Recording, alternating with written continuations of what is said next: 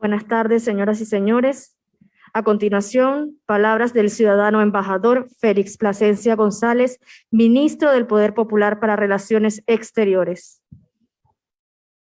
Sí. Buenas tardes. Profesor doctor Antonio Remiro Brotons, catedrático emérito de Derecho Internacional Público de la Universidad Autónoma de Madrid. Profesor doctor Carmelo Borrego, catedrático de Derecho Procesal de la Universidad Central de Venezuela. Profesora doctora Elsie Rosales, catedrática de la Universidad Central de Venezuela. Viceministro, compañeros, todos los presentes.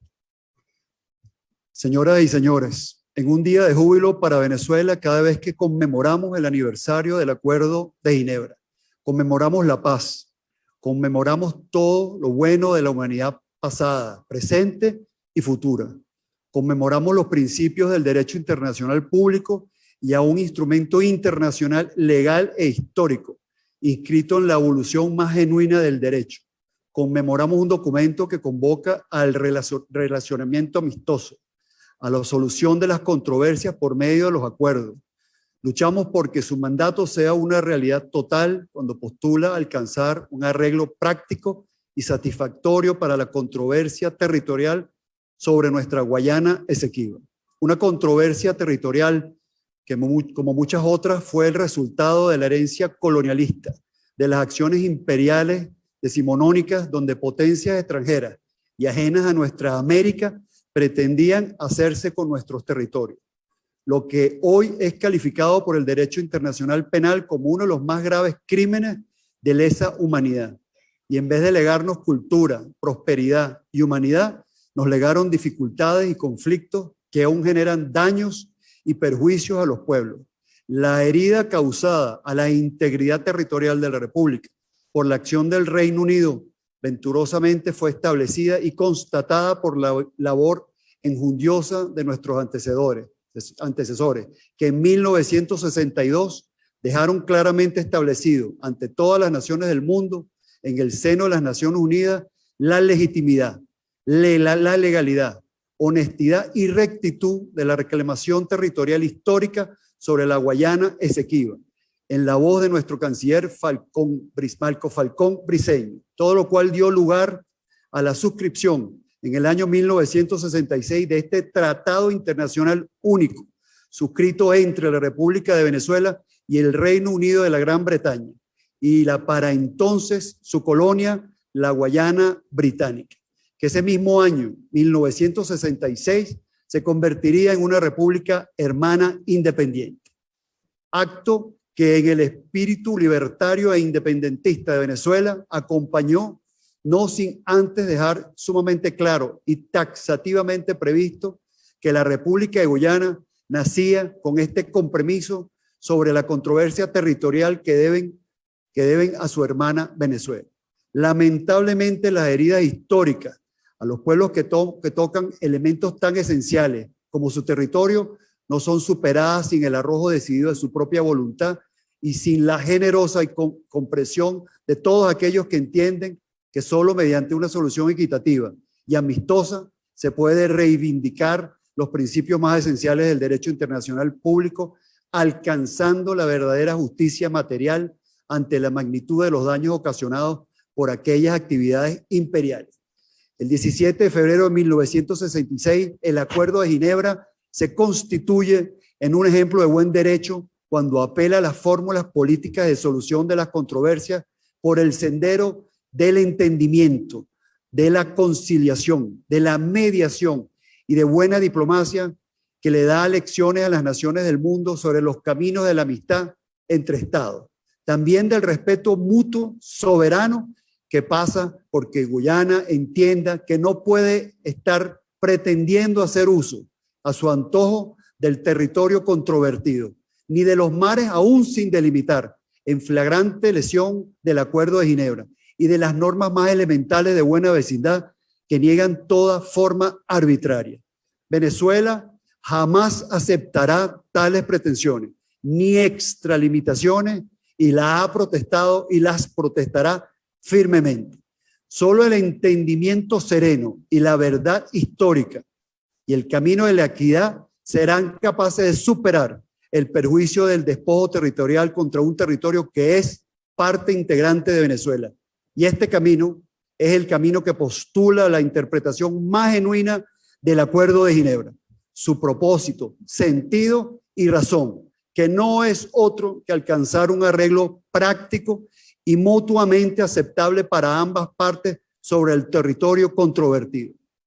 El entender y practicar que la diplomacia de paz se apega estrictamente a los principios del derecho internacional que lleva como bandera a la República Bolivariana de Venezuela, con la paciencia que le ha caracterizado, es el camino seguro y a la vez posible para, mediante negociaciones directas y amistosas, alcanzar esa solución, cuyo compromiso suscribieron tanto el Reino Unido de la Gran Bretaña como la República Cooperativa de Guyana para con Venezuela, en el concierto de las naciones del mundo.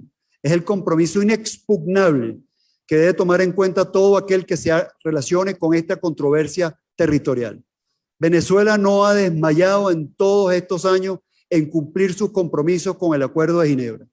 Lo ha hecho con la convicción, con paciencia y con cordura, y no dejará de hacerlo. No obstante, Venezuela lamenta que una demanda unilateral de la República Cooperativa de Guyana, planteada sobre un hecho constatado mediante el Acuerdo de Ginebra, como es el laudo arbitral de 1899, haya conducido a que en una decisión preliminar de la Corte Internacional de Justicia haya decidido que tendría jurisdicción para conocer de semejante demanda que desdice del sentido, propósito y razón del Acuerdo de Ginebra, que intenta retrotraerse a un momento histórico superado, dado que es inexorable que mediante el Acuerdo de Ginebra, tanto el Reino Unido como la República Cooperativa de Guyana asuman el compromiso de alcanzar el arreglo práctico y mutuamente aceptable sobre la controversia territorial de la Guayana Esequiba, como de forma indubitable lo advierte su propio título,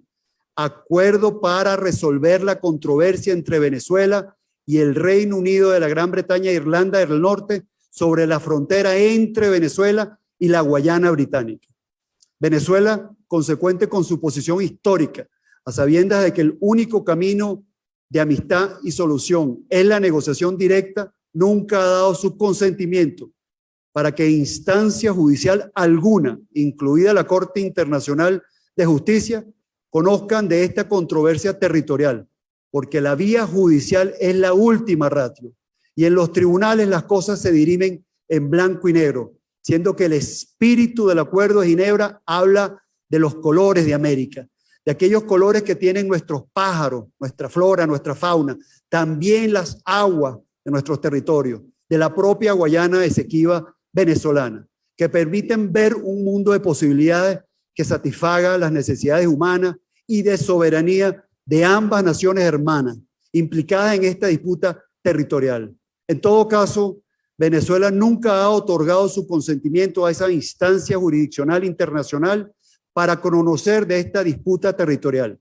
Y como todos saben, al ser una instancia que requiere de tal consentimiento para su procedencia, estaría actuando de forma ilegítima, unilateral. Pero además, si Venezuela soberanamente y en supuesto negado lo hubiere decidido otorgar o lo otorgare, ambas partes tendrían que haber convenido absolutamente en todos los términos en cuestión. No podía ser tan absurdo el objeto litigioso falseado por la susodicha demanda unilateral de Guyana, que pretende anular, huir y pulverizar el Acuerdo de Ginebra y ponerlo a su exclusivo servicio, sino conviniendo civilizadamente entre ambas partes los términos de lo que conduce al arreglo práctico y mutuamente aceptable, que satisfaga la reclamación territorial para ambas naciones. Venezuela se ampara en los principios inexpugnables del derecho internacional público como barrera infranqueable para que sus derechos soberanos sobre la Guayana Esequiba sean reconocidos y respetados. Venezuela continuará fiel a su tradición republicana asumida desde la era del independentista liderada por nuestro libertador Simón Bolívar, y al mismo tiempo persevera en el fortalecimiento de la conciencia nacional sobre un asunto de extrema trascendencia que implica a todos los venezolanos como un pueblo único, unido en amor y en paz. En esta ocasión contamos con la presencia de dos distinguidos profesores, los catedráticos Antonio Ramiro Brotons y Carmelo Borrego, quienes además nos honran siendo parte del cuerpo de juristas que acompañan a la República Bolivariana de Venezuela en su reclamación histórica. Por todo lo anterior, en nombre del ciudadano presidente de la República Bolivariana de Venezuela, Nicolás Maduro Moro, y de la señora y ciudadana presidenta de la Comisión sobre Cuestiones Limítrofes, la doctora y vicepresidenta ejecutiva de la República, Delcy Rodríguez Gómez, les damos a todos la más cordial bienvenida. Agradecemos los momentos en que el espíritu y la razón se enaltecen compartiendo conocimientos y nos alegramos de estar unidos para proclamar con el más genuino sentido patriótico que el sol de Venezuela nace por el Esequibo. Muchas gracias.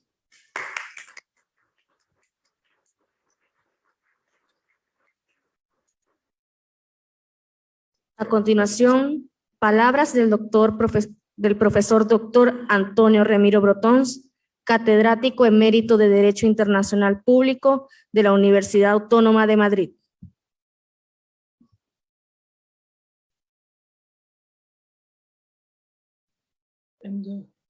Creo que ¿se me escucha ahora?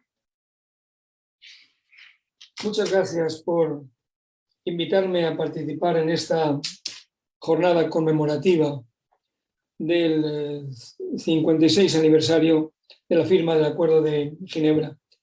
Y quisiera empezar recordando unas palabras del presidente Raúl Leoni del 11 de marzo de 1966, pocos días después de la firma del acuerdo, cuando en su mensaje al Congreso Nacional presentaba este hecho.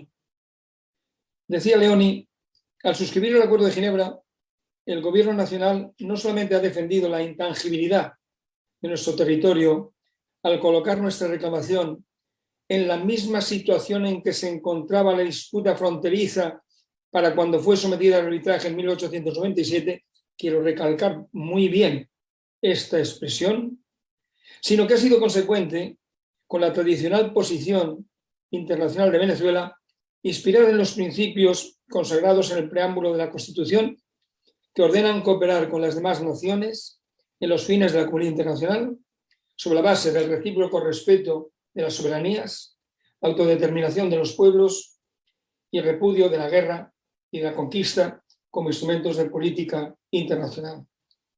Fin de la cita.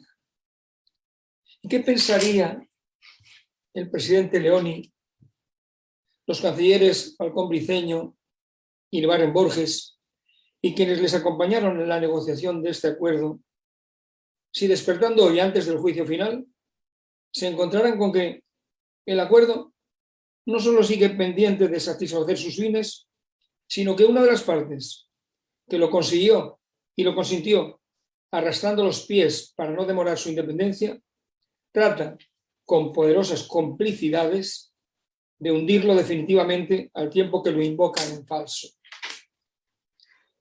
La República Bolivariana de Venezuela y la República Cooperativa de Guyana coinciden en que el Acuerdo de Ginebra es el exclusivo marco normativo de solución del contencioso sobre la Guayana Esequiba, pero difieren radicalmente en su objeto y en la interpretación de sus disposiciones. El objeto del Acuerdo de Ginebra no es, contra lo que Guyana sostiene, articular un procedimiento para decidir sobre la validez o nulidad de la sentencia arbitral de 3 de octubre de 1899, sino lograr un arreglo práctico aceptable para ambas partes de la controversia fronteriza, la controversia sobre la frontera terrestre entre Venezuela y la entonces Guyana Británica, como se dice expresamente en la cabecera o título del acuerdo. De manera que el objeto del Acuerdo de Ginebra va por un lado y el objeto de la demanda de Guyana ante la Corte Internacional de Justicia va por otro, muy diferente. La República Cooperativa de Guyana ha sostenido, por otro lado, que el artículo 4.2 del acuerdo habilitaba al secretario general de las Naciones Unidas para remitir a las partes a la Corte Internacional de Justicia y permitía a cualquiera de ellas presentar sin más trámite una demanda unilateral.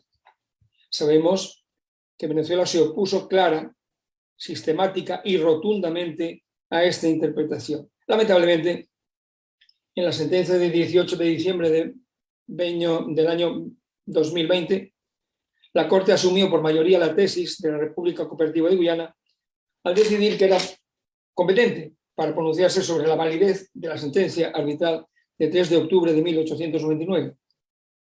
Y con su fallo, la Corte, si se me permite decirlo, da un giro espectacular a los fundamentos de su jurisdicción, basados tradicional y sustancialmente en el consentimiento de las partes. Pues bien, hemos pasado con esta sentencia del mutuo consentimiento al mutuo disentimiento.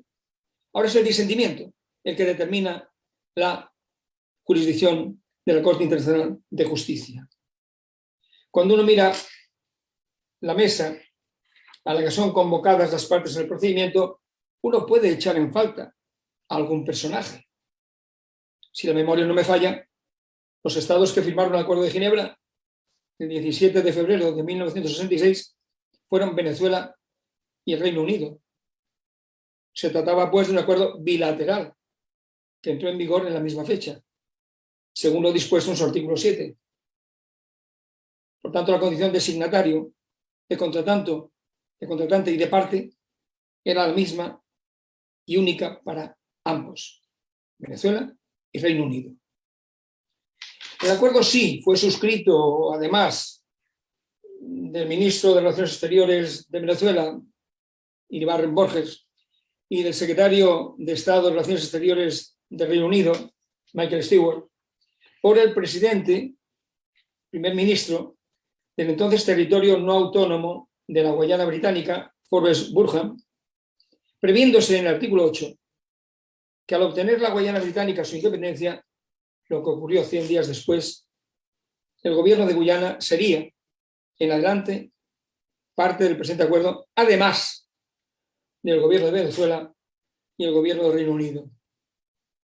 He puesto énfasis en el además.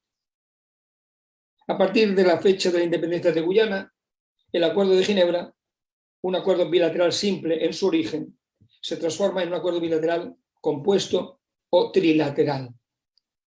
La nueva república nace llevando a su espalda el contencioso territorial existente entre Venezuela y el Reino Unido, y en esa misma fecha asume las obligaciones del acuerdo.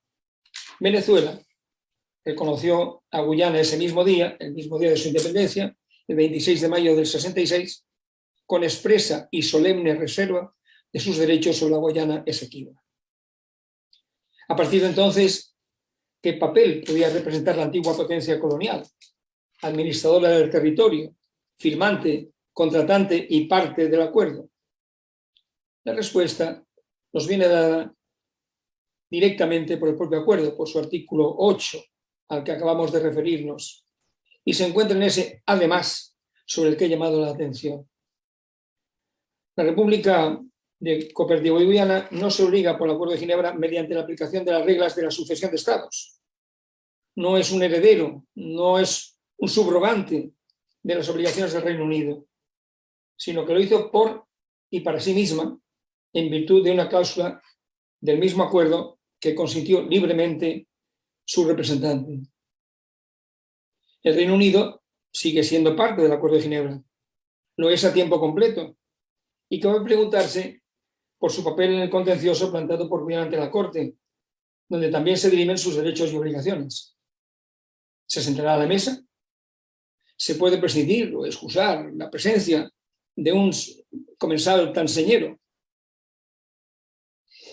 Entrando en otro punto, me gustaría recalcar y quiero recalcarlo porque se tiende a olvidarlo, que el Acuerdo de Ginebra se inscribe en el marco de un proceso de descolonización, auspiciado e impulsado por Naciones Unidas. No es casual que la cuestión del futuro de la Guayana Británica se inscribiera en el orden del día de la Cuarta Comisión de la Asamblea General, competente en estos temas, una vez que el gobierno británico informó su intención de proceder a la descolonización de ese como de otros territorios no autónomos bajo su administración, con independencia de las piruetas que hizo en algunos de ellos, como fue la segregación del archipiélago de Chagos de Mauricio y la deportación de la población autóctona, un asunto sobre el que, por cierto, se ha pronunciado recientemente por vía consultiva la misma Corte. Fue, pues, el proceso incoado de la descolonización la razón por la que Venezuela, al igual que otros países como la República Argentina o España, acudió a Naciones Unidas a plantear su reclamación. Una reclamación en clave descolonizadora, al margen de la validez o no del título en cuya virtud el Reino Unido, en su decimonónica expansión imperial, había ocupado los territorios cuya administración se proponía ahora abandonar. Venezuela, como la República Argentina y España, sostenía con fundamento que la libre determinación de los territorios que reclamaban, desde la Guyana Esequiba, de las Malvinas y sus dependencias, o del Peñón de Gibraltar, estaría viciada en origen si no se atendían sus reclamaciones. En términos de descolonización, cualquier cambio en la condición del territorio debe conducir a la reintegración de la Guayana Esequiba a su legítimo soberano, víctima de una usurpación por la gran potencia imperial del momento, que trató de ser cohonestada mediante un laudo que constituye un baldón en la historia del arbitraje internacional. La descolonización de la Guayana Esequiba no podía realizarse ignorando la legítima reivindicación venezolana, aun en el caso de que, por hipótesis, se considerara válida la sentencia arbitral del 3 de octubre de 1899.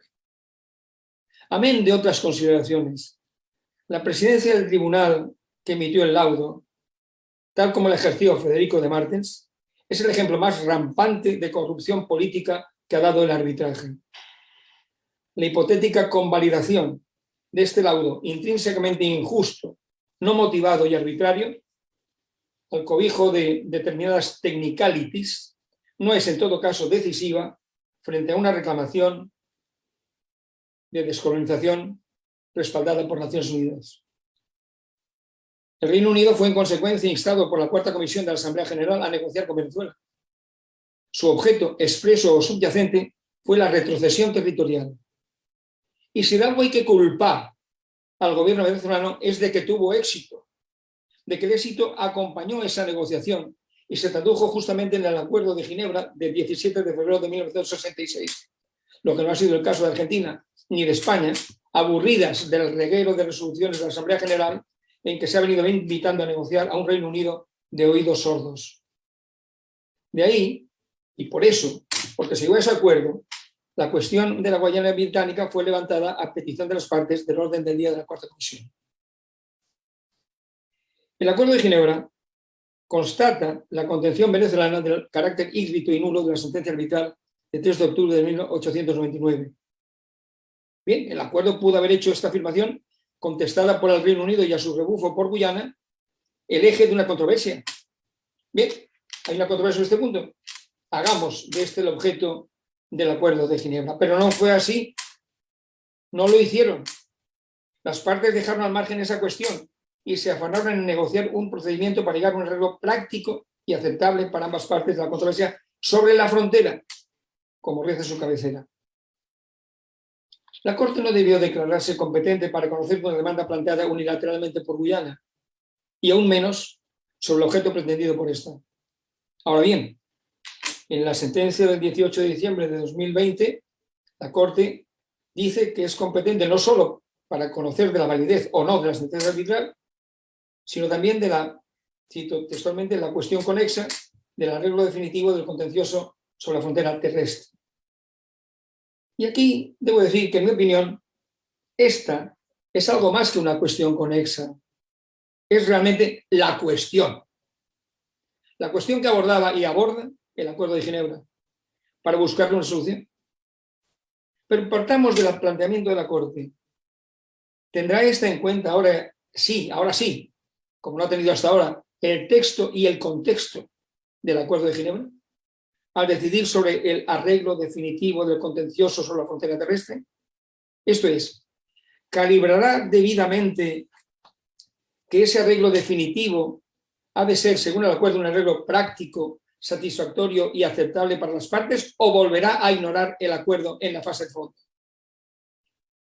Dado que se ha declarado competente, con base en este acuerdo, la Corte se verá abocada, si quiere respetarlo, a obligar a las partes a una negociación o a la formulación de propuestas de arreglo que puedan ser dirimidas judicialmente.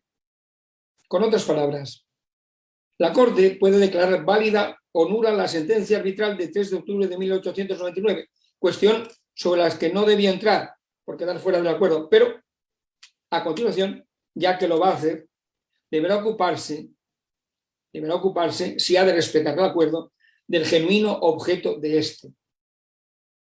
La situación ofrece algunos elementos paradójicos. Guyana, que combatió la mera mención del arbitraje y el arreglo judicial en el Acuerdo de Ginebra, cuando fue propuesto por Venezuela como método para solucionar la cuestión de fondo, esto es, la controversia sobre la frontera terrestre, mediante un arreglo práctico y satisfactorio, al margen de la opinión que mereciera la sentencia arbitral de 3 de octubre de 1899, recordemos las palabras de Leoni, se han convertido en vicario del recurso a la Corte Internacional de Justicia previa manipulación de su objeto y del espíritu del acuerdo. Si la Corte se aviene a los términos propuestos por Guyana, dará sepultura al Acuerdo de Ginebra sin haber satisfecho el objeto y fin que justificó su conclusión. El fallo, lejos de liquidar la controversia, hará aún más difícil su solución. El contencioso sobre el Esequibo, en cualquiera de sus dimensiones, ha de ser resuelto dando cabida a las negociaciones directas y permitiendo a los medios políticos recuperar su papel asistencial de cara, finalmente, a realizar el objetivo del acuerdo, un arreglo práctico, aceptable y satisfactorio para ambas partes, mediante concesiones recíprocas y recurso a mecanismos de cooperación. Si Venezuela se empeñara ahora en formular una requisitoria contra la política colonial e imperialista del Reino Unido, traducida en ese proceso de expansión de la pequeña colonia que había heredado de Países Bajos en 1814, y en la articulación fraudulenta de un sedicente arbitraje que trató de consolidarlo, si Venezuela hiciera esto, recuperaría la condición de víctima, que hoy se atribuyen, ignorando la historia, los beneficiarios de la conducta imperialista británica. El imperialismo británico consumó el despojo territorial de Venezuela y su heredera, Guyana, es muy consciente de ello. Pero no se trata ya de eso. Se trata de mirar el futuro.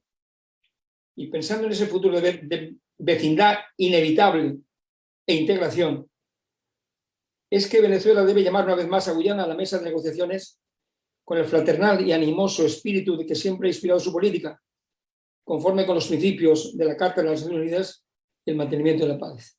Muchas gracias.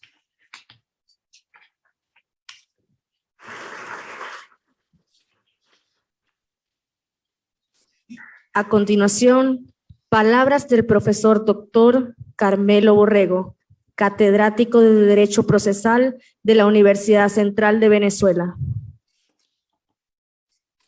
Muy buenas tardes, un saludo para todos, un saludo al doctor Antonio Remiro, lo tenemos en pantalla, un saludo también a aquellos que están presentes de manera virtual y un saludo a todos los que están acá en la sala.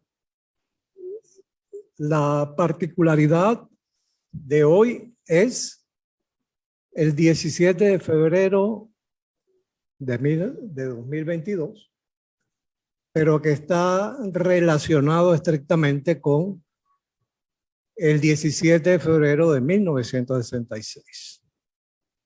Ciertamente, cuando se firma el Acuerdo de Ginebra, y el Acuerdo de Ginebra para resolver una controversia que de acuerdo con el propio título es justamente buscar soluciones satisfactorias en relación a la frontera, dice el propio articulado del Acuerdo de Ginebra, para buscar soluciones a la frontera entre Venezuela y Guayana Británica. Pero ciertamente es un asunto que va mucho más allá, porque esto implica mirar de cerca qué fue lo que ocurrió con respecto al laudo arbitral de 1899, el 3 de octubre, que fue ciertamente la consagración de un despojo realizado de la manera que nosotros hemos podido calificar de fraudulenta. De alguna manera también nosotros le hemos denominado el laudo trampa, dadas sus características, no solo desde el punto de vista de su hechura, lo que se refiere específicamente al contenido del laudo, sino también a todo lo que ocurrió a partir de 1897, hasta 1899. ¿Y cuál es el asunto concreto de lo que venimos a plantearles a ustedes? En particular, ver cómo un acuerdo que es eminentemente de equidad, que se funda esencialmente en una solución amistosa, práctica, en una solución que busca entenderse en un ambiente de paz. Pasa de la noche a la mañana a través de la sentencia del 18 de diciembre de 2020 a constituir, a tergiversar justamente el acuerdo de equidad para convertirlo de la noche a la mañana en un acuerdo para un compromiso litigioso ante la Corte Internacional de Justicia. Es decir, se cambia pues lo que está en el contenido, y cuando digo cambia quiero decir que estamos frente a una manipulación en cuanto a los resultados de la propia sentencia del 18 de diciembre de 2020. Ciertamente, como ya se ha dicho en la sala, Guyana, la República Cooperativa de Guyana, que es parte integrante del Acuerdo de Ginebra de 1966, introduce una demanda ante la Corte Internacional de Justicia. Quizás, como bien lo dice el profesor Antonio Remiro, tergiversa completamente el objeto de la controversia.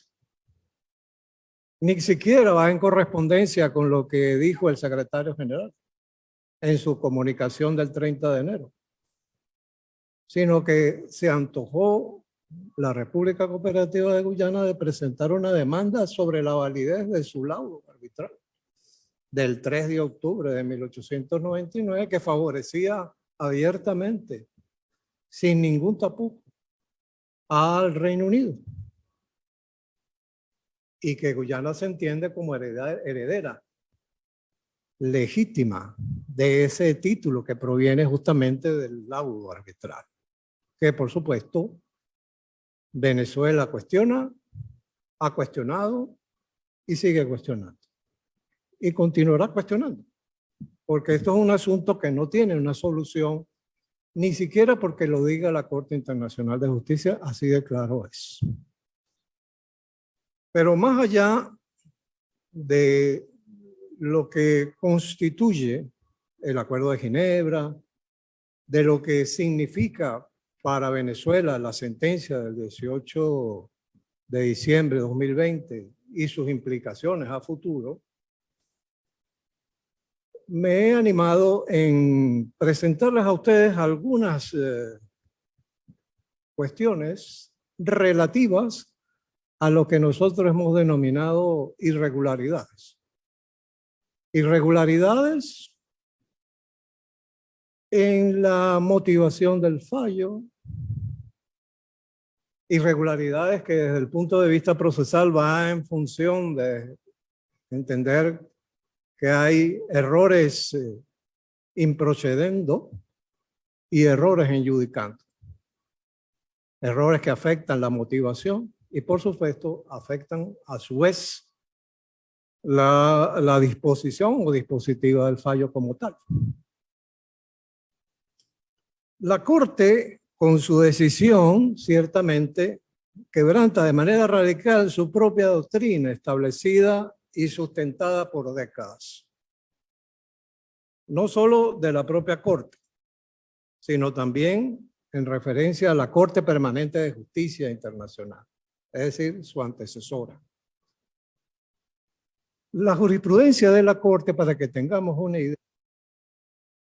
es muy determinante al señalar que los estados son los únicos legitimados para ofrecer a este tribunal internacional la potestad de conocer y decidir sobre un conflicto que les concierne. Esto es a las partes. Si esto es así, miremos entonces los antecedentes que podemos llamar jurisprudenciales.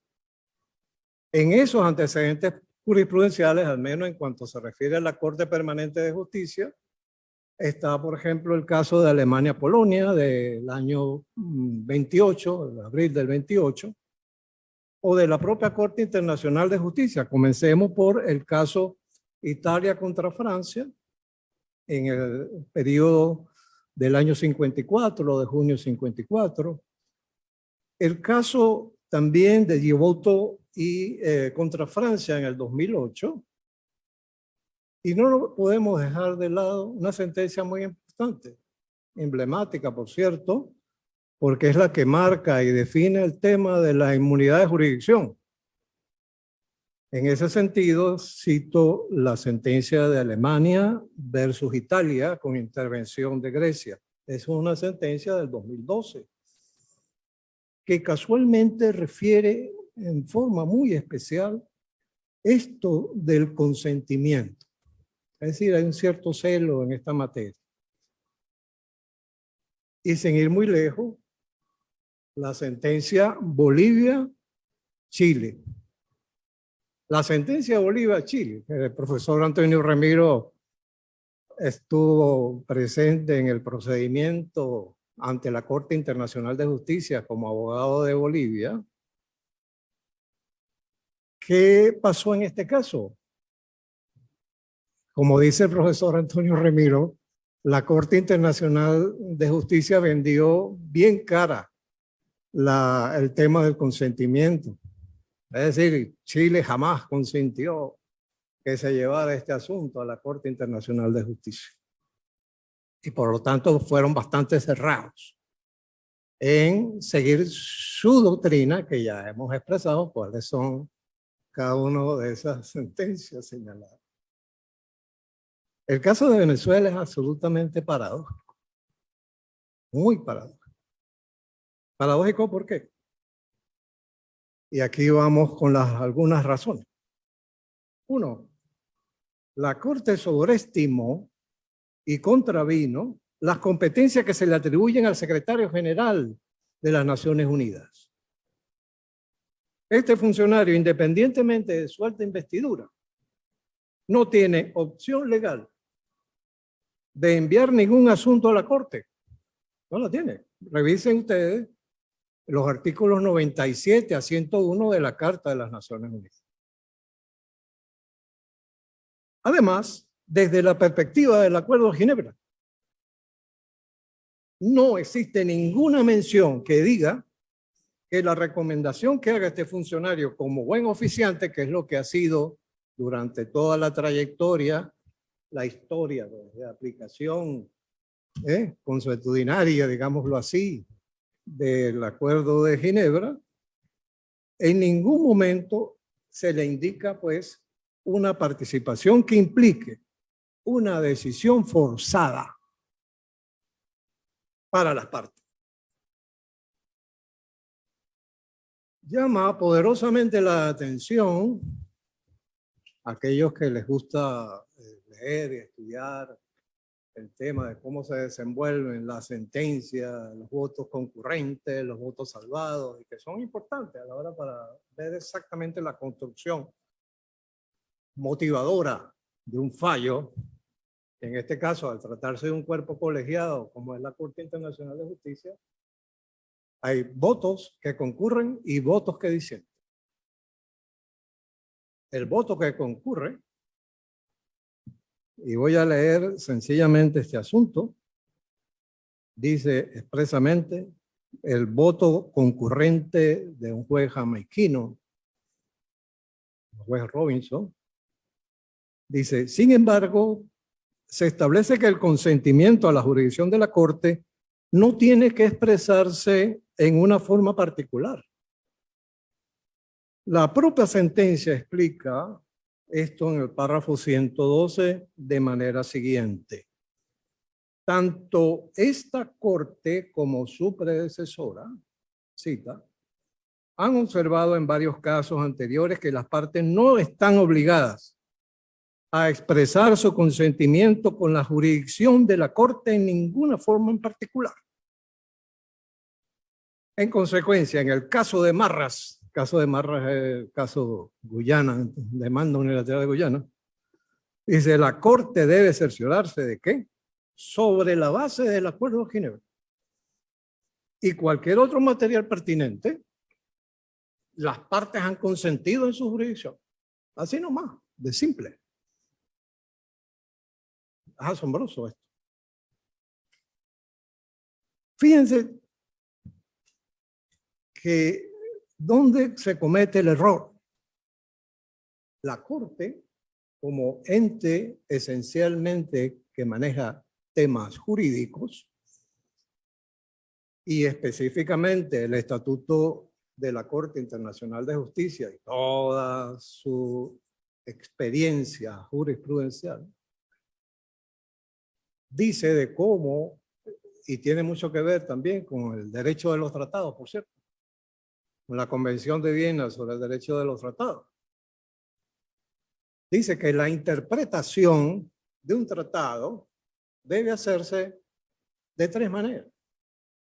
Una específicamente referida a la literalidad, ¿no? Lo que se llama el contexto y literalidad del acuerdo. En segundo lugar, si esto no resulta, yo tengo que acudir a lo alterno, es decir, a lo que dice el preámbulo, lo que constituyó los trabajos preparatorios, y además dice, si todavía estamos con las dudas, debemos entender que es aplicable lo que expresa el artículo 31, número 3, A y B, en relación a la práctica de las partes en el desarrollo del tratado. Si nos vamos al preámbulo del Acuerdo de Ginebra, ese preámbulo expresamente señala: convencido de que cualquier controversia pendiente entre Venezuela por una parte, Reino Unido y Guayana Británica por la otra, perjudicaría tal colaboración y debe, por consiguiente, ser amistosamente resuelta en forma que resulte aceptable para ambas partes, de conformidad con la agenda convenida en las conversaciones gubernamentales relativas a la controversia entre Venezuela y Reino Unido sobre la frontera con la Guayana Británica. Según el comunicado conjunto del 7 de noviembre de 1963. Señores, aquí le está diciendo el Acuerdo de Ginebra a la gente de la Corte, si no se lo leyeron bien, le está diciendo, esto ya fue acordado en el año 63 y se confirmó casualmente en el año 65.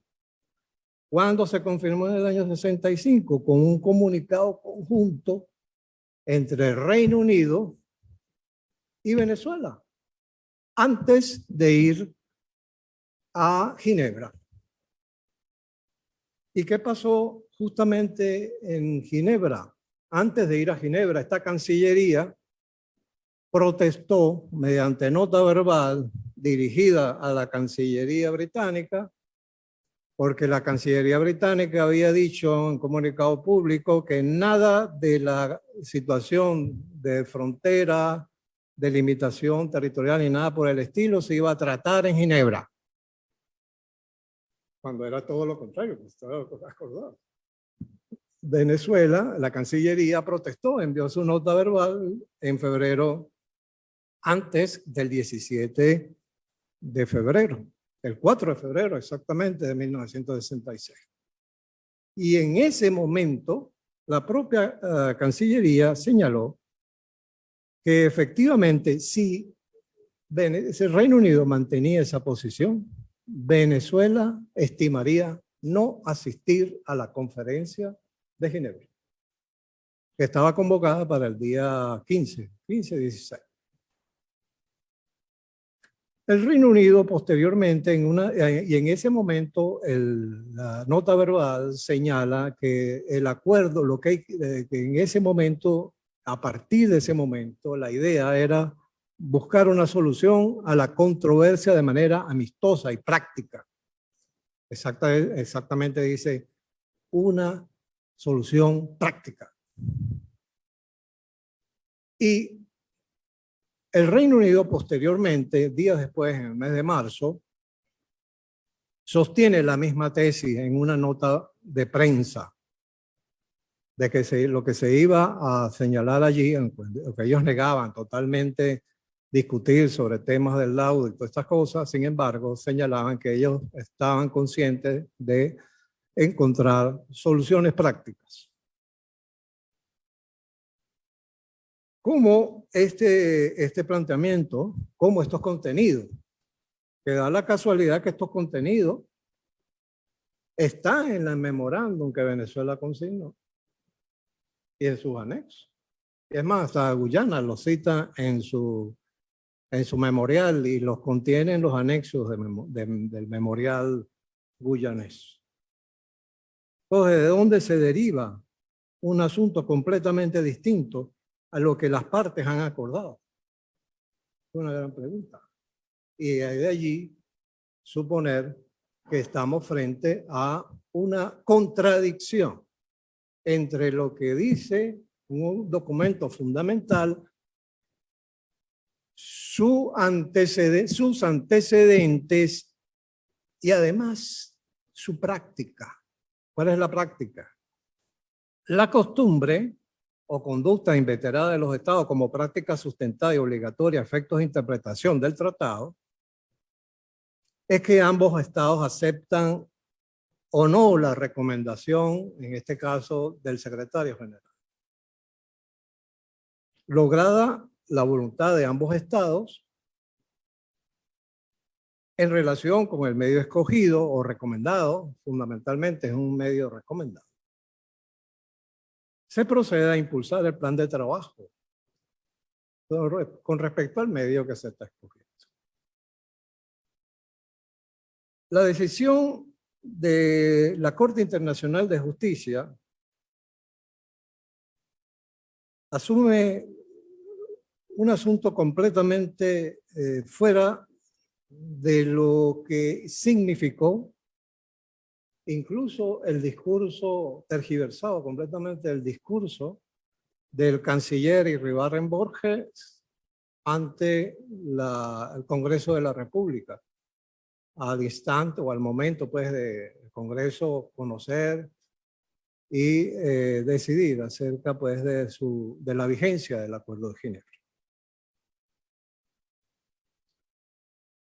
Dice el propio Iribarren Borges, ellos propusieron como misión, y él como jefe de misión, le propuso al señor Stewart y a Burhan, que estaban presentes, les propuso que podría la Corte Internacional de Justicia o un arbitraje ser un conducto para resolver, una posible opción para resolver el tema. ¿Y qué pasó? ¿Qué es lo que dice el propio ministro? Bueno, que el Reino Unido y Guyana, como suscriptores del Acuerdo de Ginebra, negaron la opción del arbitraje y la Corte Internacional de Justicia para resolver la controversia. Es más, en el histórico de lo que aconteció a propósito del Acuerdo de Ginebra, entre el 16 y 17, el señor Stewart se comunica con Burhan y expresamente le señala que es posible, Burhan, es posible que este asunto pueda arribar en un medio judicial. Así que es probable que tengamos que aceptar. ¿Qué dijo Burhan? Forbes Burhan se negó rotundamente a la opción de la Corte Internacional de Justicia o al arbitraje. Lo dice el verbatim. Y las notas referentes a lo que ocurrió al margen, pues, y con ocasión del Acuerdo de Ginebra.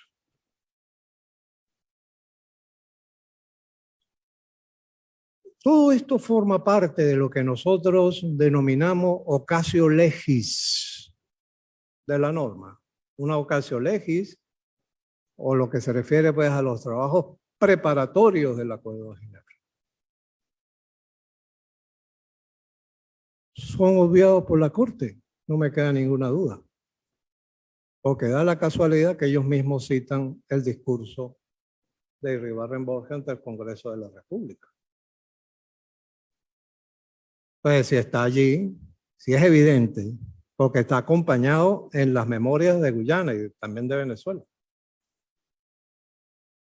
Es más, hay una expresión del canciller Iribarren Borges que dice al final, los que se negaban a ir a opciones en lo judicial, ahora vienen y concurren a firmar este acuerdo, fuera de una gestión judicial. Por lo tanto, se confirma la tesis de que este es un acuerdo de equidad. Soluciones equitativas. Una vez me dijo un embajador, que es uno de los embajadores de La Haya, digamos el decano, me dijo en una oportunidad, bueno, sí, aquí es posible que este asunto, como está descrito en el Acuerdo de Ginebra, la única opción es solicitar que este asunto sea conocido con equidad. Y no como lo ha presentado Guyana. De la manera como lo ha presentado, como lo dice el profesor Antonio Remiro, tergiversado. Una controversia tergiversada. No es la controversia. Ese no es el asunto. La Corte Internacional de Justicia debería estar consciente del error jurídico que cometió al dar recurso a un tema jurisdiccional cuando en realidad no tiene ni vela en ese entierro. Pero ni una sola vela, nada. En la decisión en comento se muestra una construcción, señalamos también, artificial y artificiosa de un consentimiento dado por Venezuela para litigar extraído por la mayoría de la Corte. Porque hay que tomar en cuenta que están unos votos disidentes que los vamos a leer acá, porque hay que leerlo. Históricamente debe quedar registrado, sobre todo para nosotros, cancilleres. Esto es que la Corte dedujo una suerte de laguna legal en el Acuerdo de Ginebra. Una laguna legal en el artículo 4 del Acuerdo de Ginebra. Laguna legal, para los que entendidos en el tema jurídico, es para encontrar una interpretación adecuada por un defecto o una falla o una falta de la propia legislación o de una norma. Que como la norma no está clara, yo tengo que buscar llenar ese espacio, pero llenarlo de una forma jurídica. Es lo que se llama analogía juris. Utilizar analogía juris en el contexto para que coincidan todos los elementos para fundar adecuadamente la interpretación sin que ninguna de las partes se sienta lesionada o perjudicada. En este caso, Venezuela, porque Guyana no le importa. Guyana tiene su demanda y punto, ya está. Ya hizo su incursión. Unilateralmente, como sabemos, pero una incursión. Viendo a ver qué saca de bueno. En consecuencia, esa laguna legal, que es un artificio interpretativo, ciertamente, le permitieron afirmar su jurisdicción. ¿Cómo lo son? ¿Cuáles son los elementos que ayudan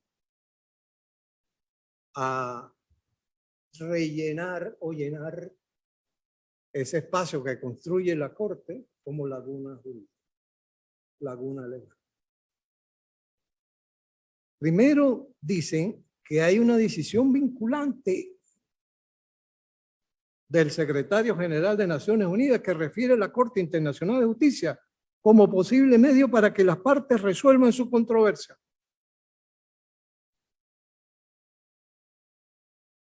Nosotros nos preguntamos si fue que se leyeron bien la carta. Que da la casualidad que está como en el párrafo 100 de la sentencia. Y tiene como 2 o 3 páginas. 2 páginas. Y en inglés. La carta. La carta tiene 3 ofrecimientos de buenos oficios. 2 específicamente dedicados a la solución, posible solución, la asunción de los medios pacíficos, bla, bla, bla. El otro dedicado a relaciones entre Guyana y Venezuela, evitar tensiones. Y un tercer método o modo buenos oficios, donde expresamente se refiere a buenos oficios para solventar el medio aquí elegido. Carta que nos enviaron acá a la Cancillería, dirigido al presidente de la República, Nicolás Maduro, y en el cual se dice expresamente que el secretario general ofrece sus buenos oficios para que el medio elegido pueda ser acordado de acuerdo con la práctica. Era de acuerdo con la práctica consuetudinaria de las partes. Y que en realidad el propio secretario general sabía que Venezuela no aceptaba la jurisdicción de la Corte. Lo sabía el señor Ban Ki-moon, porque se le dijo varias veces, entre cartas y conversaciones, y lo sabía perfectamente el secretario general Antonio Guterres. De modo que la carta por sí lo que hace es traducir lo que ha ocurrido. Es decir, que no hay entendimiento. Y si no hay entendimiento, ¿cómo se deduce, ¿verdad?, un compromiso litigioso a través de un acuerdo que no dice absolutamente nada frente a litigar ante la Corte Internacional de Justicia? No en vano, ¿qué es lo que dice voto salvado? Bueno, un voto concurrente. El juez Robinson. Dice, en tercer lugar, una lectura adecuada del artículo 4.2, de hecho, del artículo 4 en su conjunto, no arroja la conclusión de que el acuerdo de ambas partes es necesario para la iniciación del procedimiento ante la Corte. Es decir, ya había dicho que no había ninguna formalidad posible, que podía ser como quiera. Las partes pueden hacer como quieran. Ello es así porque cuando en la primera etapa del artículo 4.2 las partes refieren la decisión sobre el medio de solución del secretario general, están conviniendo que la decisión del secretario general es vinculante para ambas. En consecuencia, se trata de una decisión sobre cuya base cualquiera de las partes puede incoar unilateralmente un procedimiento ante la Corte. Una lectura del artículo 4.2 en la que se interprete que es necesario que la otra parte esté de acuerdo con la iniciación del procedimiento sería contrario al objeto y propósito del acuerdo, sobre todo de hallar una solución a la controversia, ya que es muy probable que la otra parte no esté de acuerdo con dicho recurso o curso de acción. ¿Qué les parece? Por lo tanto, dice, una vez que el secretario general identificó que la Corte Internacional de Justicia como el medio de solución era perfectamente adecuado, que bien sea Guyana o bien sea Venezuela, presentara una solicitud ante la Corte de conformidad con el artículo 41 del Estatuto.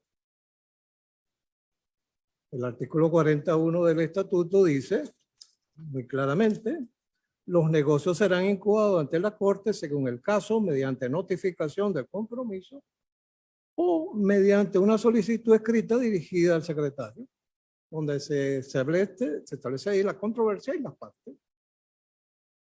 Así de simple. ¿Qué fue lo que hizo? Guyana presentó su demanda unilateral. Y eso estaba perfectamente válido según este voto concurrente, que coincide con la misma motivación del fallo por parte de la mayoría de la Corte. Además de eso, la declaración del ministro Irribarren Borges, que ya dijimos lo que constituye. Y en efecto, todos estos elementos son, o los tiene la Corte, para completar y probar un supuesto consentimiento que Venezuela dio de litigación, pero que en definitiva no es más que la negación de esa afirmación judicial.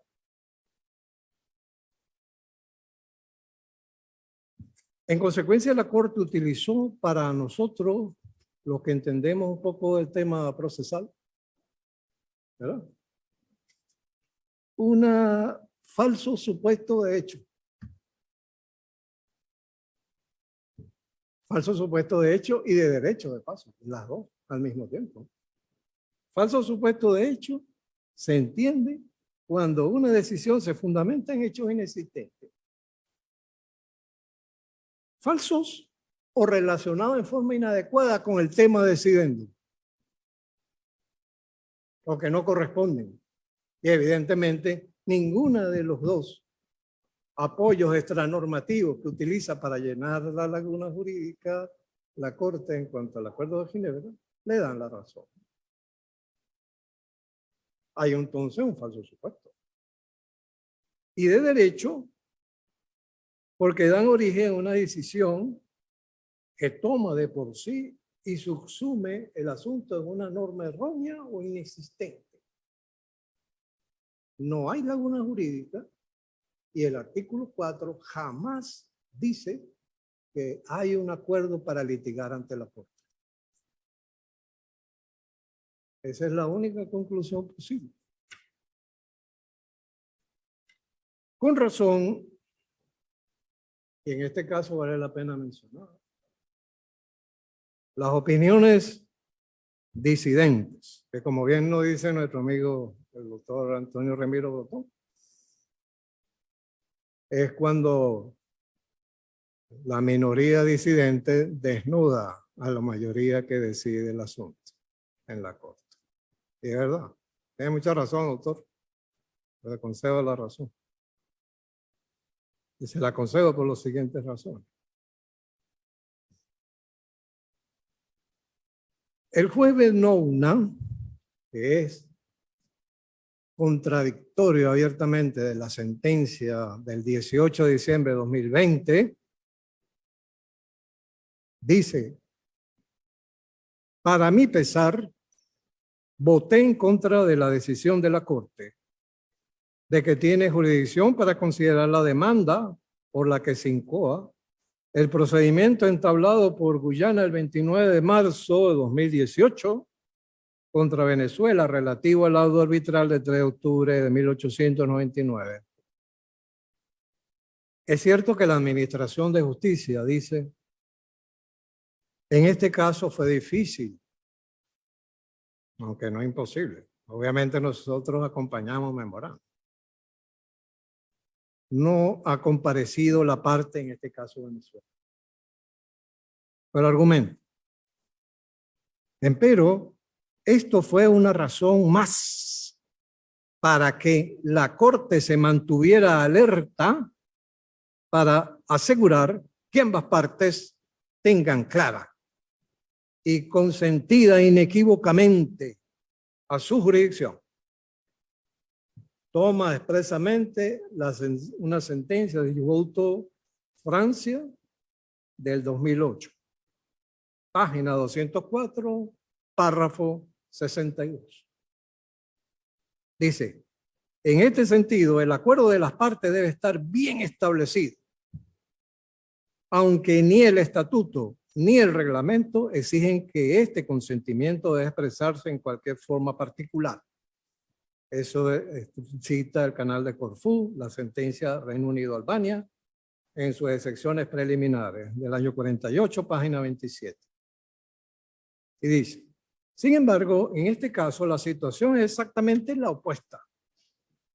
En la medida en que el texto en que se basa Guyana como base para el consentimiento de las partes demuestra claramente que no tenían la intención de conferir competencia a la Corte para resolver su disputa, simplemente a petición de uno de ellos.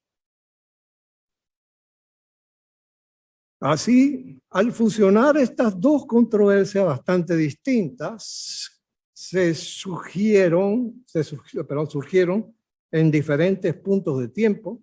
La Corte ha llegado a declararse artificialmente competente en virtud del artículo 4, párrafo 2 del Acuerdo de Ginebra, para considerar la solicitud de Guyana en lo que respecta a la validez del laudo del 3 de octubre de 1899. Al hacerlo, al sentido corriente del párrafo 2 del artículo 4 del acuerdo, ignorando la alternativa prevista en dicha disposición. Lo cual está diciendo que solamente el hecho de leer el artículo 4.2 da resultado contrario a lo que interpreta la Corte, sin tomar en cuenta ni preámbulo, sin tomar en cuenta los antecedentes y sin tomar en cuenta la práctica posterior, que la Corte está obligada a hacerlo. La Corte ha preferido basarse en el objeto y fin del Acuerdo de Ginebra, que busca una solución definitiva a la controversia entre las dos partes, utilizando los medios previstos en el artículo 33. Hay una sentencia específicamente de la Corte que niega la posibilidad de fijar la competencia en la jurisdicción de la Corte basada en que la mención de un referido tratado se diga únicamente del artículo 33 como solución de las controversias, artículo 33 de la Carta de las Naciones Unidas. Punto. La misma Corte negó esa posibilidad. En este caso dice, tiene deducido que estos se han delegado al secretario general la facultad de consentir en su lugar de competencia de la Corte. Sin embargo, la persecución de tal objeto no implica que las partes han delegado en el secretario general ninguna facultad de consentir en su lugar la jurisdicción de la Corte Internacional de Justicia. Y finalmente, la Corte debería haber estado más atenta a examinar su jurisdicción y en la interpretación del Acuerdo de Ginebra, ya que se trata de una disputa con alto nivel político o impacto emocional en cuanto a la validez del laudo arbitral de 3 de octubre del 99, relativo a la frontera entre Venezuela y Guyana, de una época en que esta última todavía era colonia del Reino Unido. En mi opinión, es solo a través de una interpretación rigurosa del consentimiento de las partes en su jurisdicción la Corte mejorará, dice, la Corte mejorará su propia credibilidad y la confianza de la que goza entre los estados partes en el estatuto. Ahí tienen visión clara de lo que considera la disidencia que no debió pasar, no debió ocurrir. En más o menos una sintonía parecida al juez Gaja, italiano. La decisión del secretario general no se basó en el consentimiento de las partes a un arreglo judicial. En sus cartas de las partes del 30 de enero de 2018, recordó que la elección de la Corte como el próximo medio de arreglo había sido anunciada por su predecesor, a menos que los gobiernos de Guyana y Venezuela pidieran conjuntamente que se abstenga de hacerlo. No se hace referencia al consentimiento otorgado por las partes para la solución judicial de la controversia. Además, el secretario general observó que un proceso complementario de buenos oficios, si las partes lo aceptaran, está claro, si las partes lo aceptaran, podría contribuir al uso de los medios seleccionados de solución pacífica. Cierra determinación muy clara. El juez Gevorgian, vicepresidente actual de la Corte, dice, en lugar de basarse en una indicación inequívoca e indiscutible del consentimiento de Venezuela, como lo requiere su jurisprudencia, la Corte busca razones para ejercer su jurisdicción, apoyándose en particular en las presuntas intenciones de las partes, presuntas, y en una serie de declaraciones que son en mejor significado ambiguo, contradictorio por demás. Y a mi juicio, como yo dije anteriormente, niegan completamente la decisión judicial. La Corte ignora el lenguaje en el texto del Acuerdo de Ginebra. Ignora, que contradice rotundamente su posición y no puede señalar ninguna declaración expresa que demuestre el consentimiento de la jurisdicción de esta Corte o un reconocimiento de elección del secretario general del medio de solución y que el medio de solución sea jurídicamente vinculante. Definitivo. El juez Abraham señaló, en pocas palabras, debe tomar muy en serio una interpretación rigurosa del consentimiento de las partes a su jurisdicción, esta Corte, lo que fortalecerá su propia credibilidad, así como la confianza de que goza por parte de los estados partes en el estatuto. Podemos seguir hablando de otros temas y en particular uno que nos atañe muy directamente, que es lo de las partes, entender lo que es parte, lo que se entiende en la Corte y por el cual, esto es una discusión importante, si estamos o no en el hecho de que esta decisión pueda causar efectos contra la inmunidad jurisdiccional de Venezuela. Como dije al comienzo, el voto de los disidentes dieron cuenta de la barbaridad sucedida en el fallo. Y esto es definitivo. Venezuela está en posición de salvar sus intereses y dejar en claro que no se puede vulnerar su inmunidad jurisdiccional, establecida por cierto en la sentencia que ya cité del 2012, por un antojo específico de miembros de la Corte Internacional de Justicia que ocupan los cargos ante esta instancia judicial. La verdad surgirá inevitablemente y los derechos venezolanos igualmente serán enaltecidos. Cuenten ustedes con eso. Muchísimas gracias.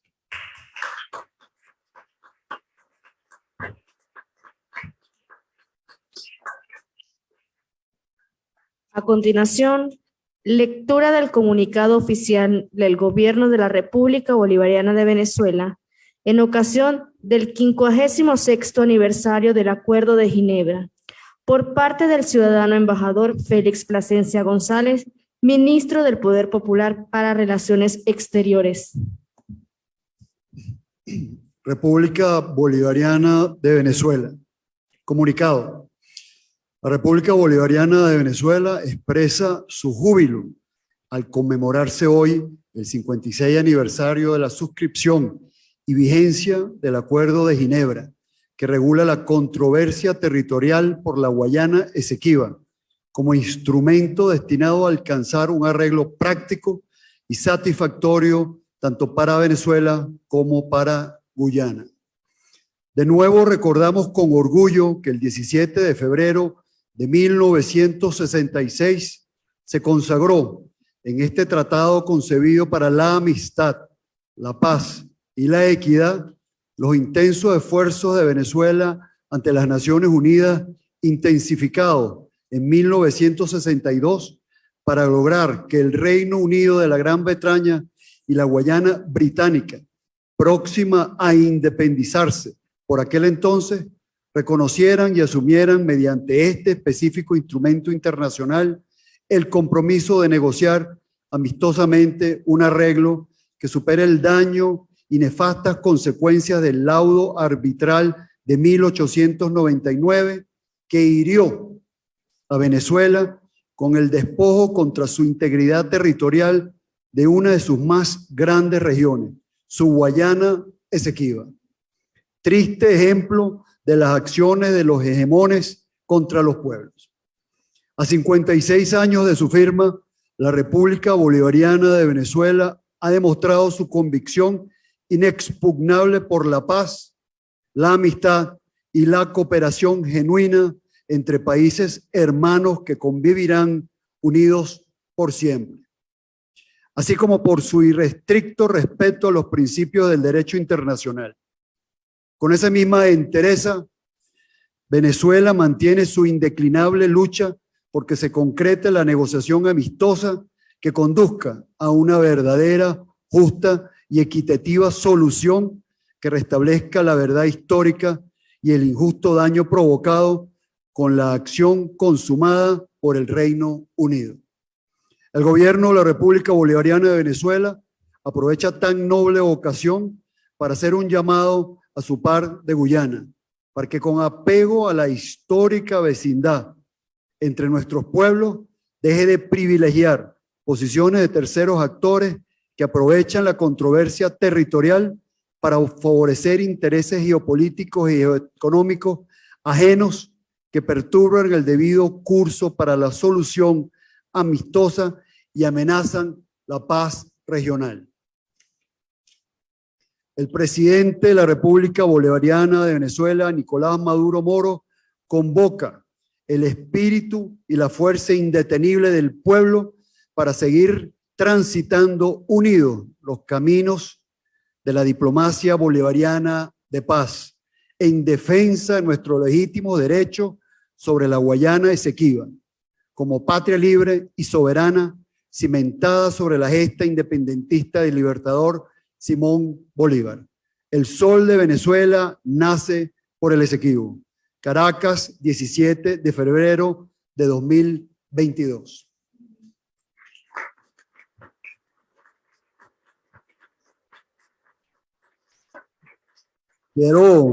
Quiero agradecer la participación de los profesores, doctores, Antonio Remiro Brotons y el profesor Carmelo Borrego, así como también a la profesora doctora Elsie Rosales y a todos los que hoy nos acompañan. Muchas gracias. Señoras y señores, por su amable asistencia, muchas gracias.